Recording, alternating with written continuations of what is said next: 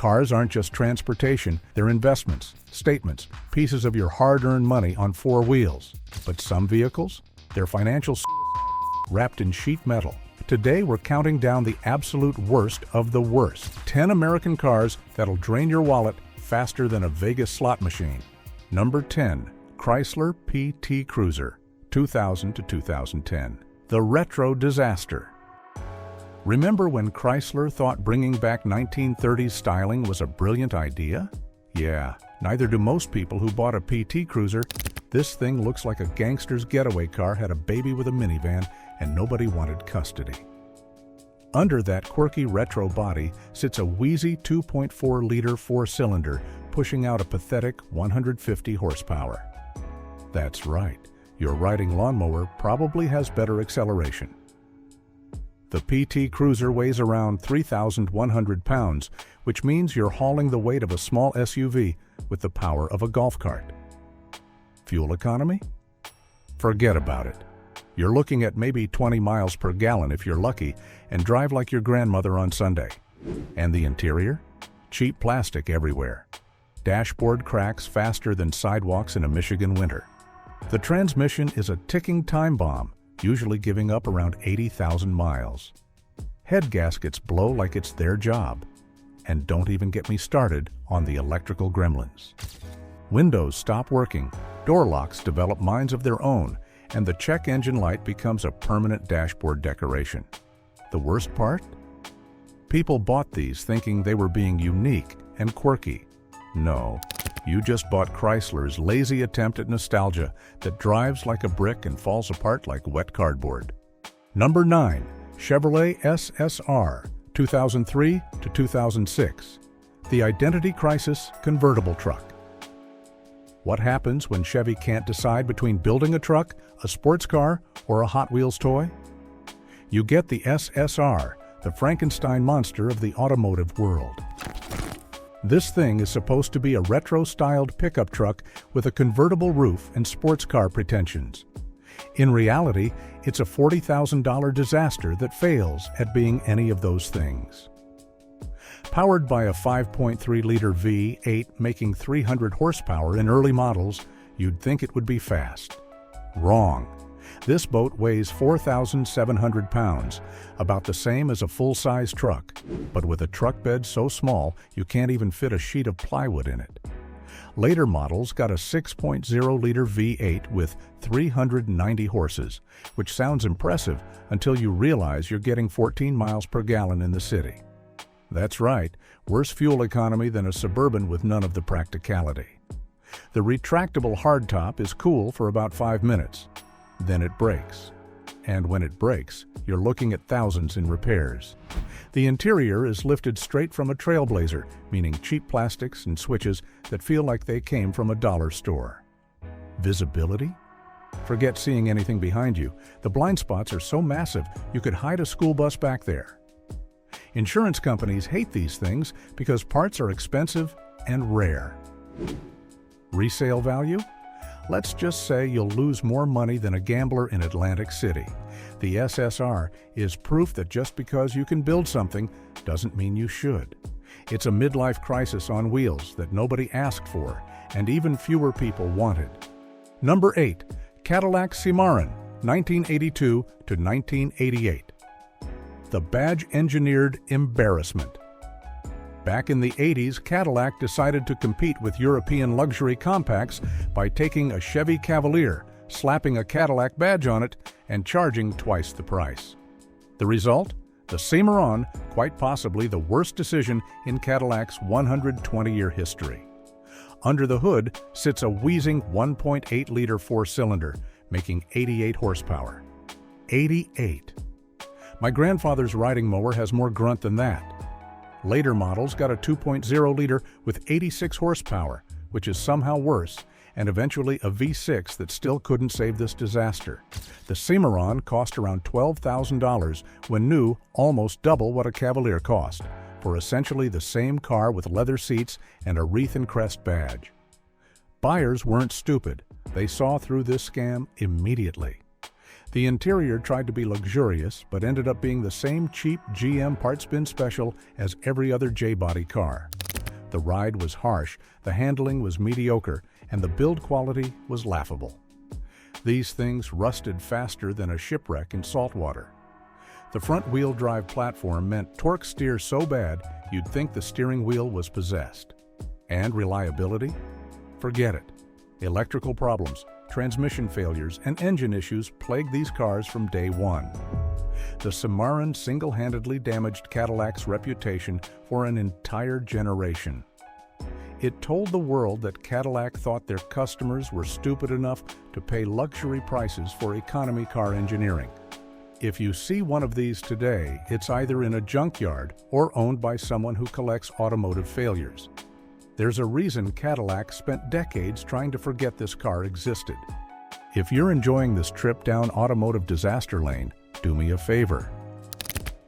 Hit that like button, drop a comment telling me which of these disasters you've actually seen on the road, and subscribe so you don't miss our next video. Trust me, we've got plenty more automotive nightmares to share. Now, let's get back to the countdown. Number 7. Pontiac Aztek, 2001 to 2005. The SUV that launched 1,000 memes. You knew this was coming. The Pontiac Aztek is so ugly it makes a PT Cruiser look like a fashion model. Designed by a committee who apparently had never seen a vehicle before, the Aztek looks like someone took 3 different cars, chopped them up, and welded the pieces together in the dark. GM claimed it was ahead of its time, a crossover before crossovers were cool. No, it was just ugly, poorly executed, and proof that not every idea deserves to exist. Under that horrifying body shell sits a 3.4-liter V6 making 185 horsepower, which sounds adequate until you realize this thing weighs 3,800 pounds. Fuel economy is a joke at 17 miles per gallon city, 24 highway. The interior is a sea of gray plastic that looks and feels cheap because it is cheap. Build quality is atrocious, with rattles developing faster than you can say, "What was I thinking?" The dashboard has more buttons than a spaceship, none of them intuitive, and half of them stop working within the first year. Pontiac tried to market this as an adventure vehicle with features like a built-in tent and removable cooler. Know what adventurers really want? A vehicle that doesn't break down and doesn't make them the laughingstock of the campground. Insurance is surprisingly expensive because these things have terrible crash test ratings, and parts availability is a nightmare since Pontiac went extinct in 2010. The Aztek tried to be innovative and ended up being a cautionary tale about the dangers of design by committee. Yes, it was in Breaking Bad, which somehow made it cool for about 5 minutes. But let's be real, even Walter White deserved better. This thing is automotive depression in physical form, and if you bought one new, you lost half its value the moment you drove it off the lot. Number 6. Chrysler Crossfire, 2004 to 2008. The Mercedes wannabe. The Chrysler Crossfire is what happens when you take a Mercedes SLK platform, wrap it in the ugliest body this side of the Rio Grande, and convince yourself you've created something special. Spoiler alert, you haven't. This car looks like it was designed by 2 different teams who never talked to each other. The front half is trying to be aggressive and modern, while the rear looks like someone sat on it and nobody had the heart to mention it. Built during Chrysler's marriage with Mercedes, the Crossfire uses the old SLK platform, which sounds fancy until you drive it. The 3.2-liter V6 makes 215 horsepower, which sounds decent, but this car weighs 3,100 pounds and feels every ounce of it. The manual transmission is decent, but most came with a terrible automatic that shifts like it's thinking about its life choices before every gear change. The interior is an odd mix of Mercedes parts and Chrysler cost-cutting. You get some nice German switches next to plastic that feels like it came from a Dollar General. Build quality is all over the place. Panel gaps you could stick your fingers through, and squeaks and rattles that develop faster than mold on bread. The trunk is hilariously small because of that weird rear design, and the driving position feels like you're sitting in a bathtub. Visibility? Those thick C-pillars mean you can't see anything to the sides or rear, making parking a game of Russian roulette with other people's bumpers. And reliability? These things eat ignition coils like candy. The suspension bushings wear out faster than your patience, and parts are expensive because they're Mercedes parts with Chrysler markups. The Crossfire was supposed to bring European sophistication to Chrysler showrooms. Instead, it brought confusion, disappointment, and depreciation curves that look like ski slopes. You can buy these for $8,000 now, and that's still too much. Number 5. Lincoln Blackwood, 2002. The luxury pickup nobody asked for. Ford looked at the success of their F-150 and thought, you know what this needs? To be a Lincoln with a useless bed and a $50,000 price tag.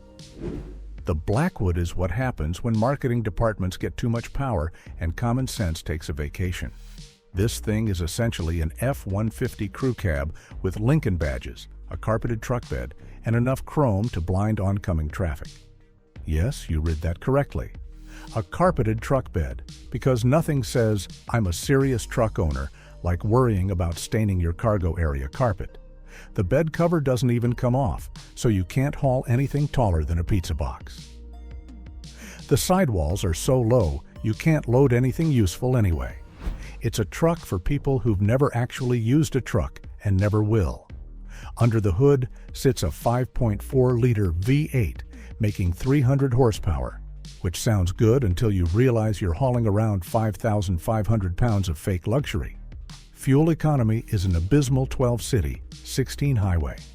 You'll spend more on gas than the average American spends on groceries. The interior tries to be upscale with leather and wood trim, but it's still just a gussied-up F-150 inside. And that carpeted bed? It molds. It stains. It becomes a bacteria factory within months. Ford built these for exactly 1 year because, shockingly, nobody wanted to pay Lincoln prices for a truck that couldn't truck. They sold fewer than 3,400 units, making it one of the biggest flops in Ford's history. Today, these things are worth about as much as a used Taurus, proving that just because something is rare doesn't make it valuable. The Blackwood is proof that sometimes the customer is right, and when every customer says, "This is stupid," maybe it's time to listen. If you're enjoying this trip down automotive disaster lane, do me a favor. Hit that like button, drop a comment telling me which of these disasters you've actually seen on the road, and subscribe so you don't miss our next video. Trust me, we've got plenty more automotive nightmares to share. Now, let's get back to the countdown. Number 4. Cadillac XLR, 2004 to 2009. The Corvette in a tuxedo. Cadillac looked at the Corvette and thought, let's make a luxury version for people with more money than driving skill. The result was the XLR, a retractable hardtop roadster that combined Corvette underpinnings with Cadillac's trademark ability to disappoint. Built on the Corvette C6 platform, you'd think this would be a performance bargain. You'd be wrong. The XLR came with a 4.6-liter Northstar 5.8, making 320 horsepower, which sounds adequate until you realize the Corvette makes 400 with the same platform and costs $30,000 less. This thing weighed 3,700 pounds, about 500 more than a Corvette, because Cadillac added power everything, heavy luxury features, and enough sound deadening to insulate a recording studio. The result? Slower acceleration, worse handling, and none of the Corvette's raw appeal. The retractable hardtop is engineering brilliance that turns into a maintenance nightmare. When it works, it's impressive. When it breaks, and it will break, you're looking at $5,000 to $10,000 in repairs. The Northstar engine is legendary for all the wrong reasons. Head gaskets fail, oil leaks are constant, timing chains stretch. These engines are ticking time bombs that explode right around 80,000 miles. The interior is nice with high-quality leather and real wood, but the infomagnetic touch controls were frustrating and outdated even when new. The nav system belongs in a museum, and good luck finding replacement parts for that specific interface. Insurance companies hate these because parts are expensive, specialized, and rare. Depreciation is catastrophic. A $76,000 car new now sells for $15,000 if you can find a buyer willing to inherit the maintenance headaches. The XLR tried to compete with Mercedes SL Class and failed spectacularly. It's slower, less reliable, more expensive to fix, and comes with the stigma of being a Cadillac that nobody wanted.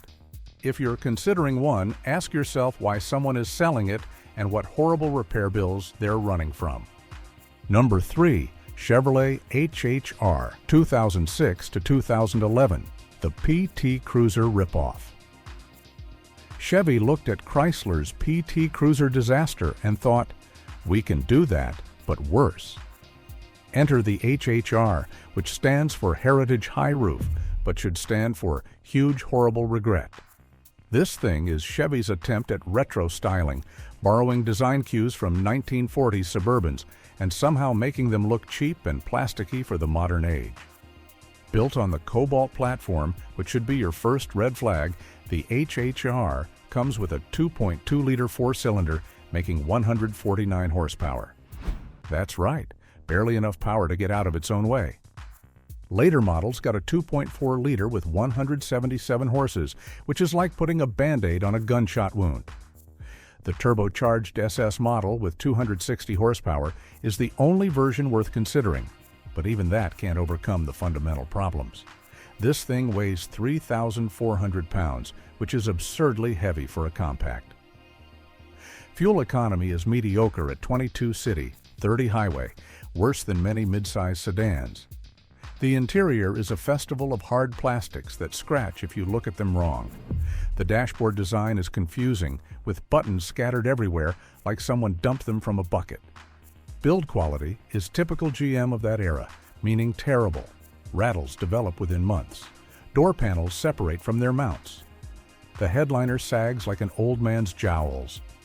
Reliability is a joke. Ignition switches fail, sometimes while driving. Power steering pumps die, fuel pumps quit without warning. The 2.2-liter engine is known for timing chain problems that cost more to fix than the car is worth. And that quirky retro styling? It aged like milk in the Arizona sun. These things look dated and ugly now, like rolling reminders of America's failed attempt to recapture past glory. Resale value is non-existent. You can buy these for $3,000 now, and that's still overpaying. The HHR is proof that copying someone else's bad idea doesn't make your idea any better. It's automotive plagiarism with worse grades. Number 2. Pontiac Grand Am, 1999 to 2005, the rental car special. The Pontiac Grand Am is the automotive equivalent of a participation trophy. It exists, it technically functions, but nobody's proud of it. This car was everywhere in the late 90s and early 2000s, not because it was good, but because it was cheap, and Pontiac dealers were desperate. Built on GM's N-body platform, which is fancy talk for parts bin special, the Grand Am came with either a wheezy 2.4-liter four-cylinder making 150 horsepower or a 3.4-liter V6 with 175. Both engines felt underpowered because the car weighed 3,200 pounds, about 400 pounds more than it should. Fuel economy was mediocre at best, 20 city, 29 highway for the four-cylinder, worse for the V6. The interior was a sea of gray plastic that felt hollow and cheap. The dashboard cracked faster than eggs on hot pavement. The door panels rattled from day one. The seats offered as much support as a hammock made of tissue paper. But the real problems were mechanical. The infamous intake manifold gasket failure plagued every 3.4-liter V6, usually right around 60,000 miles. It costs $1,200 to fix, which is more than these cars are worth now. The automatic transmission was a ticking time bomb, failing anywhere from 80,000 to 120,000 miles. Repair costs start at $2,000. The The 2.4-liter four-cylinder had timing chain issues, head gasket failures, and oil consumption problems that GM pretended didn't exist. Electrical gremlins were constant, power windows failed, door locks stopped working. The instrument cluster died without warning, leaving you guessing your speed and fuel level. The Grand Am was the car you bought when you had bad credit and worse judgment. It was the car rental companies bought in bulk because they knew it would survive just long enough to hand off to the next unlucky customer. Today, these things are worth about $1,500 if they run, $500 if they don't. If you bought one new, you watched it depreciate faster than ice cream melts in July. The Grand Am represents everything wrong with late 90s GM: cheap, unreliable, and forgettable. It's a car that nobody misses and everyone's happy to forget. Number 1. Chrysler Sebring Convertible, 2008 to 2010, the rental car nightmare. Ladies and gentlemen, we've arrived at the absolute worst. The Chrysler Sebring Convertible, the car that makes every other entry on this list look like rational purchases. This thing is the final boss of bad American cars, the king of depreciation, the emperor of embarrassment. Where do we even start? The styling looks like someone started designing a luxury car, gave up halfway through, and finished it with parts from a discount auto parts store. The proportions are all wrong, the lines make no sense, and the overall effect is about as appealing as a wet cardboard box. Under the hood, you get a choice of terrible engines. The 2.4-liter four-cylinder makes 172 horsepower and sounds like an angry coffee grinder. The 2.7-liter V6 makes 188 horses, but is famous for sludge buildup and catastrophic engine failure. The 3.5-liter V6 produces 235 horsepower and is the least bad option, which is like being the tallest building in a town with no tall buildings. The interior is where this car truly achieves its terribleness. Hard plastics everywhere, cheap fake wood trim that fools nobody, and build quality so poor you can see gaps between panels wide enough to lose spare change. The seats are uncomfortable, the driving position is wrong, and the convertible top mechanism breaks constantly. When it works, it's slow. When it breaks, it's a $3,000 repair. The soft top leaks like a sieve in rain, and the hard top option adds weight without adding quality. Reliability is absolutely abysmal.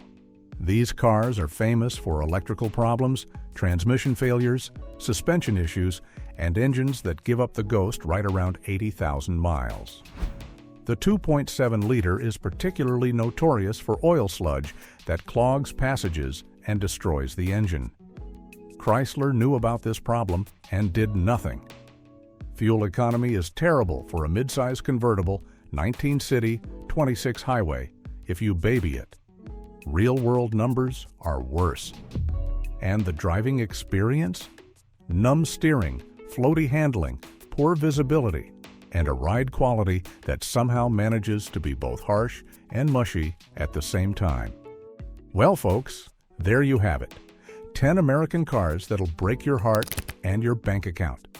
From retro disasters to badge-engineered embarrassments, these are the vehicles that prove not every idea should make it to production. Hit that subscribe button so you don't miss our next video, and check out the next one on your screen. Thanks for watching, and remember, a good car should get you where you're going, not leave you stranded wondering what went wrong.